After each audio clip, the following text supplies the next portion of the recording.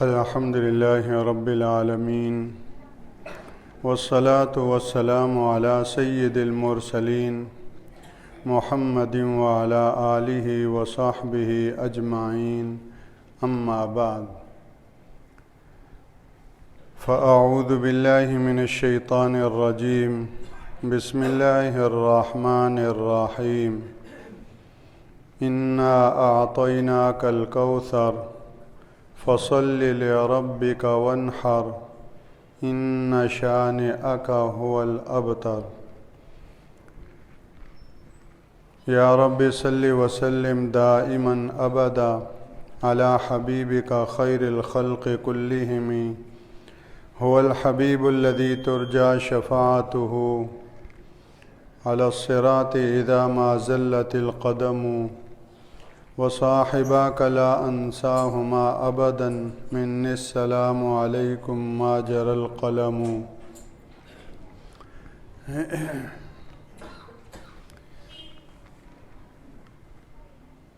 سورہ کوثر کی پہلی آیت میں اللہ جل شانہ نے اپنے انعام کا بیان فرمایا کہ پیغمبر ہم نے ہر طرح کا خیر کثیر آپ کو عطا کر دیا ہے، دنیا میں بھی اور آخرت میں بھی۔ دنیا میں ہر طرح کے خیر کثیر کا منبع اور سرچشمہ اللہ کا کلام ہے، قرآن مجید، جو ہر طرح کی خیر و برکتوں کا سمندر ہے، انسانیت کے لیے آب حیات ہے۔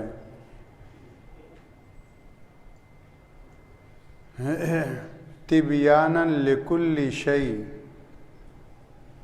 اور کتاب مبین، حقائق کو واضح کرنے والی کتاب، اور نور مبین، جگمگاتا نور۔ انزلنا الیکم نورا مبینا، کتاب انزلناہ الیک لتخرج الناس من الظلمات الی النور۔ ہر طرح کے اندھیروں سے نکال کر اجالوں میں لانے والی کتاب،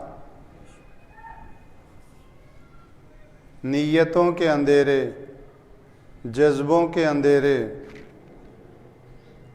اخلاق کے اندھیرے، معاشرت اور معاملات کے اندھیرے، ہر طرح کے اندھیروں کو ختم کر کے انسانیت کو اخلاق و صفات اور اعمال اور کردار کے اجالوں میں لانے والی یہ کتاب مبین، یہ نور مبین، یہ کوثر آپ کو ہم نے عطا کی۔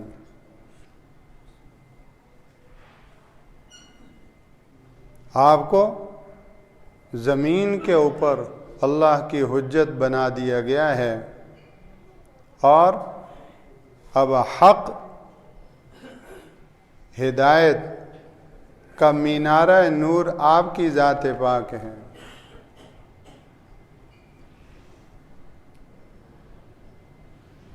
قانون، ضابطہ حیات، زندگی گزارنے کا گویا کہ طریقہ جو اللہ کے ہاں معتبر، مستند، معتمد اور اللہ کے ہاں مقبول اور پسندیدہ ہے، وہ آپ کو دے دیا گیا ہے۔ رضیت لکم الاسلام دینا، اور وَمَن يَبْتَغِ غَيْرَ الْإِسْلَامِ دِينًا فَلَن يُقْبَلَ مِنْهُ۔ اب دوسری آیت کو اللہ ہم سب کے دلوں میں اتار دے اور اس کو سمجھا دے اس کی حقیقت کہ جب یہ سب کچھ ہے تو پھر فَصَلِّ لِرَبِّكَ وَانْحَرْ، ہم اپنے سمجھنے کے لیے اس کو پیغام پیغمبر کہہ سکتے ہیں۔ وہ انعام پیغمبر ہے، تو اب انعام کے بعد یہ گویا کہ اب رسول اللہ صلی اللہ علیہ وسلم کا پوری امت کے لیے پیغام ہے کہ جب سب طرح سے تمہیں اللہ نے خیر کثیر سے نواز دیا ہے اپنے دین اسلام اور قرآن مبین کی شکل میں، تو اب فصلی لربک وانحر،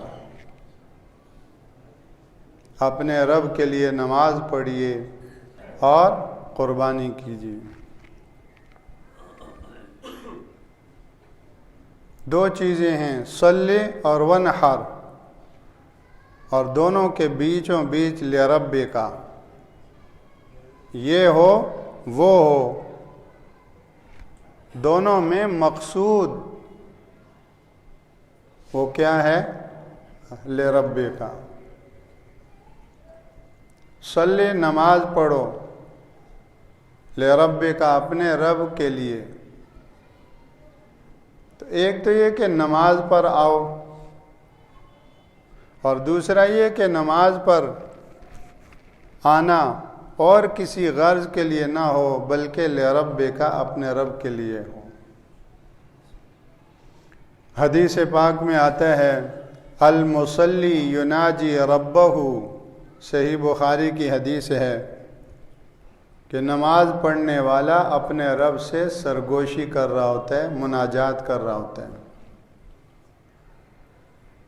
اور دوسری حدیث میں آتا ہے کہ الصلاۃ معراج المومن، نماز مومن کی معراج ہے۔ رسول اللہ صلی اللہ علیہ وسلم کی وہ معراج ہے، اور وہاں سے اللہ نے اپنے بندوں کے لیے نماز کی صورت میں معراج بھیجی۔ سارے احکامات علماء فرماتے ہیں کہ زمین پر اترے، لیکن نماز کے لیے رسول اللہ صلی اللہ علیہ وسلم کو اللہ نے معراج پہ بلایا اور عرش بری پہ بلا کر وہاں نماز کا تحفہ دیا۔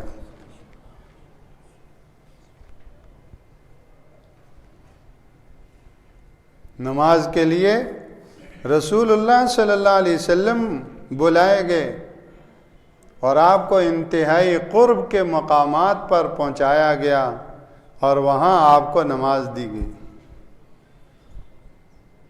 علماء فرماتے ہیں کہ جب آپ کا بارگاہ قدس میں حاضری ہوئی تو آپ نے بارگاہ قدس میں نذرانہ عبدیت پیش کیا، التحیات للہ والصلوات والطیبات،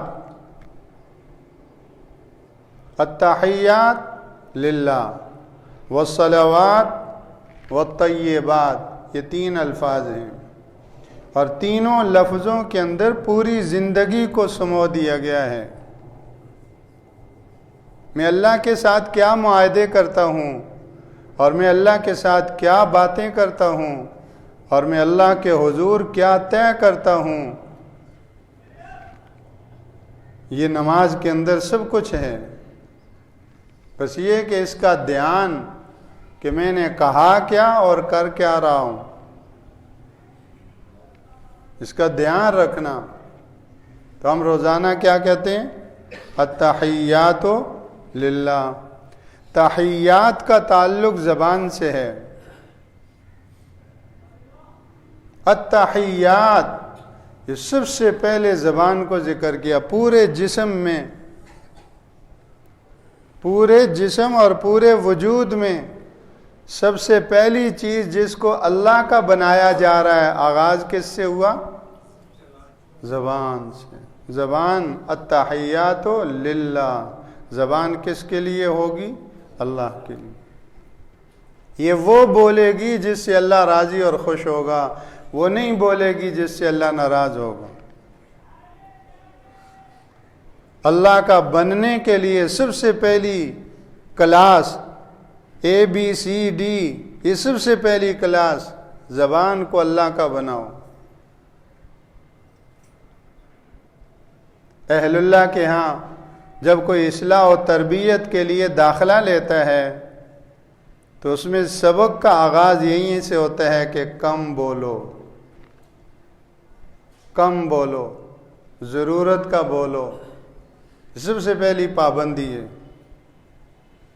اس لیے کہ کم بولے گا تو معیاری بولے گا، کم بولے گا تو اپنے بول کی نگرانی آسان ہوگی، کم بولے گا تو یہ سوچنے کا موقع ملے گا کہ کیا بول رہا ہوں، اور کیا بولا ہے، اور کیا بولنا چاہیے تھا، کیا بول گیا، یہ آڈٹ کرنا آسان ہوگا۔ اور یہاں تک کہا گیا کہ جس کی زبان بن گئی، زبان معیاری ہے، زبان بن گئی ہے، زبان کی اصلاح ہو گئی، تو میں آدھا انسان کی اصلاح ہو گئی۔ اور جب اہل اللہ کا یہ ملفوظ آدمی سوچتا ہے اور اپنی طرف جھانک کر دیکھتا ہے تو پتہ چلتا ہے کہ میرا تو آدھا کام بھی ابھی نہیں ہوا۔ انہوں نے تو یہ سرٹیفکیٹ زبان کی اصلاح پر دیا ہے کہ جس کی زبان کی اصلاح ہو گئی، زبان بن گئی، تو یہ اس کے آدھا بن جانے کی علامت ہے۔ آدھی اصلاح ہو گئی اور ابھی تک میری زبان ہی نہیں بنی، تو اس کا مطلب یہ ہے کہ میرا تو ابھی تک آدھا کام بھی نہیں ہوا، اور میں مطمئن ہوا ہوں کہ بہت کچھ سب صحیح ہے۔